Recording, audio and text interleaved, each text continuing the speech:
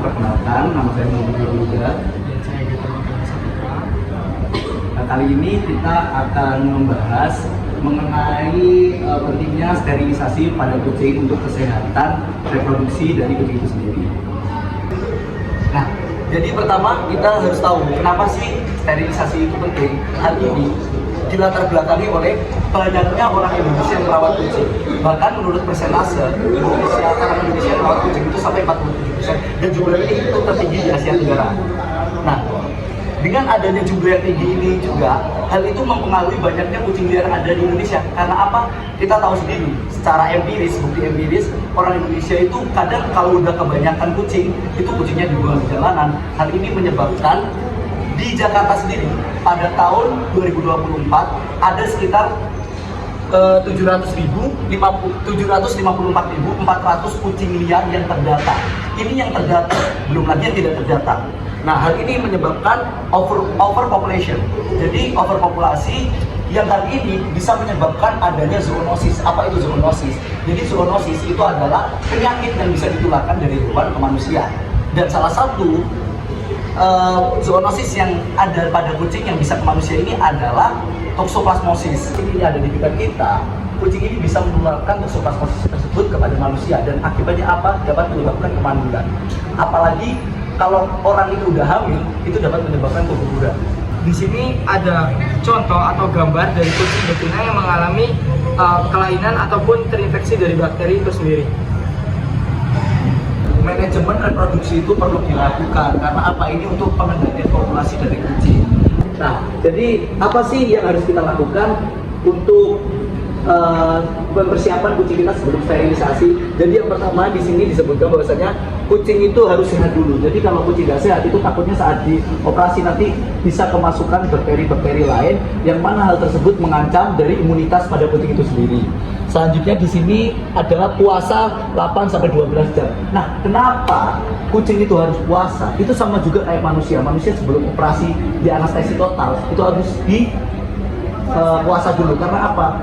Kalau kita itu nanti dibius, kan kita nggak bisa mengendalikan diri kita sendiri. Nanti makanan itu akan keluar sendiri. Makanya kita harus dibius terlebih dahulu. Harus puasa terlebih dahulu. Nah, selanjutnya itu tidak sedang hamil atau birahi. Jadi kalau pas hamil itu jangan dioperasi dulu, atau pas birahi itu jangan dioperasi terlebih dahulu. Nah, itu tadi ada proses operasinya seperti yang aku katakan tadi. Kita anestesi umum dulu. Anestesi umum itu apa sih? Jadi anestesi umum itu adalah bius total. Kita langsung masuk ke pembuluh darah kita. Nah, kalau anestesi lokal itu kita, contoh ini ada obat bius tetes.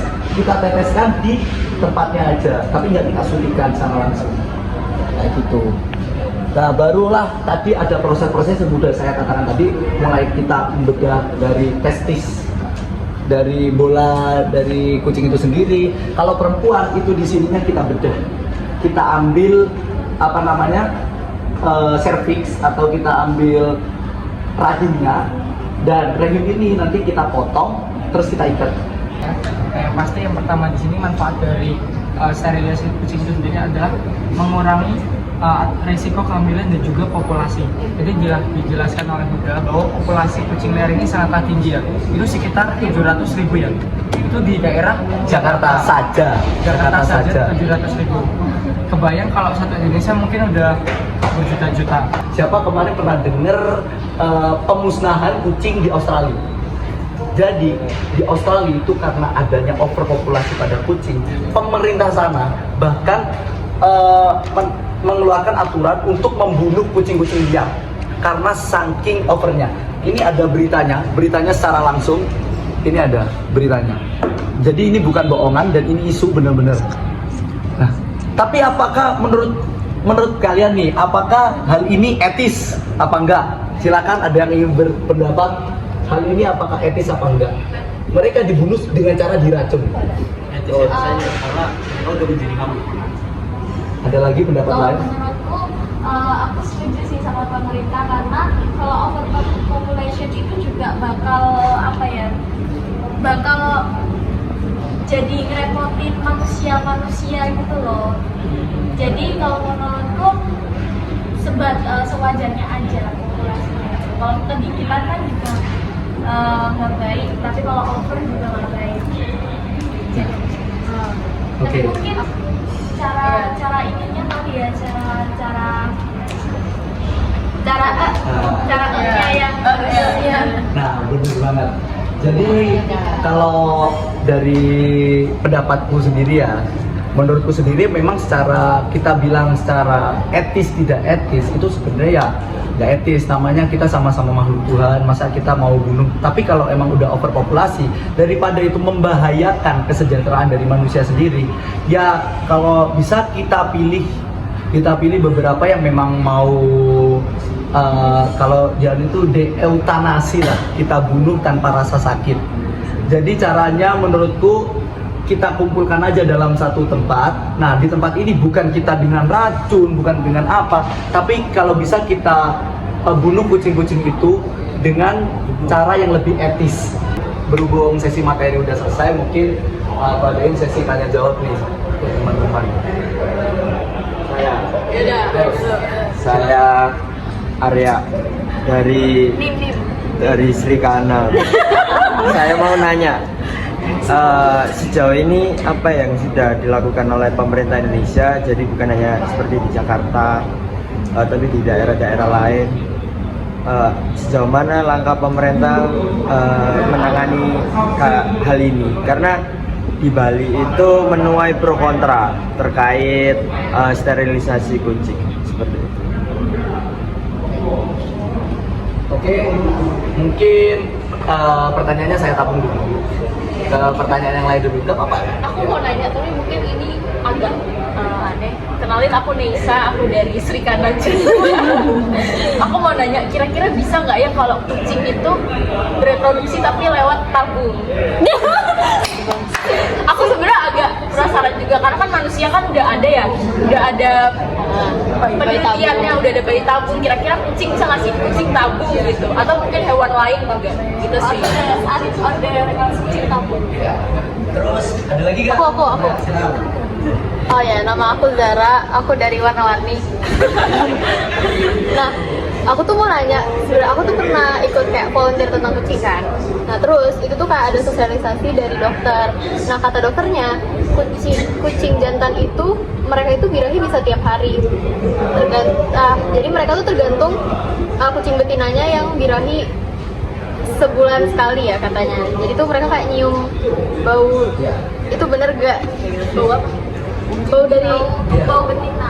Bau betina. Pertama, masih kita dulukan sementara. Terus untuk pertanyaan yang kedua nih, tadi kan tanya mengenai apakah kucing itu bisa direproduksikan secara tabung.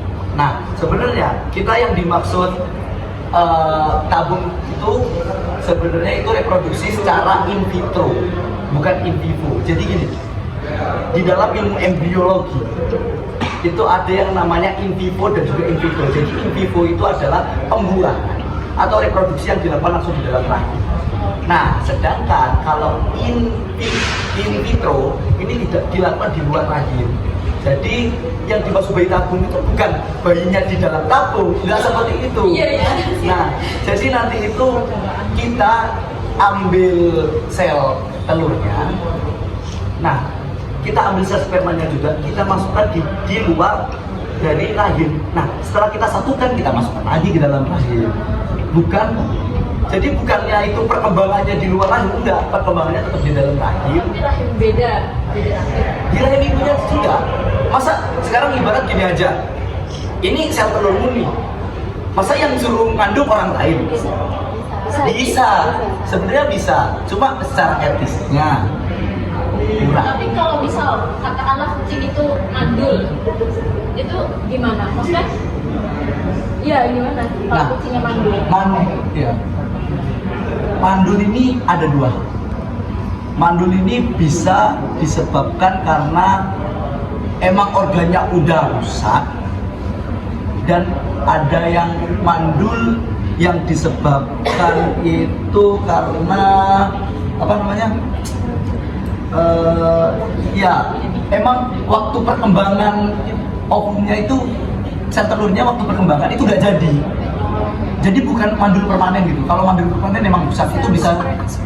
spermanya Iya. nggak bagus. Dan itu juga kita ngomongin mandul nggak mandul ini ada dua loh. Mandul ini ada jantan ada betina. Iya betul. Nah, Kenapa kadang ada ya? Kita jangan ngomongin ke kucing dulu lah, kita ngomong ke orang. Serigala itu yang emang juga sendiri itu ada beberapa jenis. Salah satunya itu lone wolf. Makanya kita kan kalau orang sendiri terus kan dinamakan biasanya lone wolf. Karena itu emang ada serigala aslinya. Lone wolf. Tapi banyak juga kok serigala yang masih yang bareng-bareng. Terus tadi mungkin bisa dijawab yang pertama. Iya, jawaban yang pertama. Silakan. Oke, tadi kan dari Mas Ena tanya kebijakan apa aja yang mau dilakukan oleh pemerintah Indonesia buat menangani adanya overpopulation kucing di Indonesia ini kan. Nah, tadi udah dijelasin di salah satu materi kita yaitu adalah TNR, yaitu Trap Netur Retur. Nah, jadi itu salah satu metode yaitu penangkapan kucing-kucing liar yaitu dengan cara disterilisasi oleh dokter veter. Nah, untuk dari TNR ini sendiri itu dilaksanakan di beberapa kota besar. Salah contohnya adalah Jakarta Timur, Bandung, dan Bogor. Nah, selain itu juga dari pemerintah ini sendiri biasanya tuh dia mengadakan kolaborasi dengan komunitas. Nah, salah satu contoh komunitasnya itu kan di kedokteran hewan itu ada namanya organisasi Ikatan Kedokteran Hewan Indonesia. Nah, jadi dia tuh kolaborasi sama pemerintah dan juga lembaga swadaya yang ada di masyarakat. Jadi dia tuh kolaborasinya buat apa? Dia tuh turun tangan ataupun kan pernah dengar nggak yang disebut dengan pengmas pengabdi masyarakat. Nah, jadi dia tuh turun tangan ke masyarakat langsung. Dia tuh memberikan edukasi kepada masyarakat. Salah satu contohnya adalah sterilisasi. Selain itu juga biasanya tuh selain sterilisasi dia tuh memberikan obat-obatan atau vitamin kepada masyarakat. Itu salah satunya. Terus dan yang terakhir itu penyediaan layanan sterilisasi gratis yang terjangkau. Jadi beberapa pemerintah, beberapa provinsi, salah satunya Jakarta itu, dia tuh menerapkan layanan sterilisasi gratis, yaitu diadakan oleh DKI Jakarta melalui Dinas Ketahanan Pangan, Kelautan dan Pertanian. Jadi dengan adanya layanan sterilisasi gratis ini, dengan harapan pemerintah dari Indonesia ini sendiri mengurangi adanya overpopulation yang ada di Indonesia. Mungkin itu saja yang bisa kami sampaikan. Mungkin kalau nanti ada yang bertanya lebih lanjut bisa hubungi WA saja. Mungkin itu saja, kurang lebihnya mohon maaf. Assalamualaikum warahmatullahi wabarakatuh. Sekian penyuluhan dan edukasi dari kami, kurang lebihnya mohon maaf. Kami ucapkan terima kasih dan wassalamualaikum warahmatullahi wabarakatuh.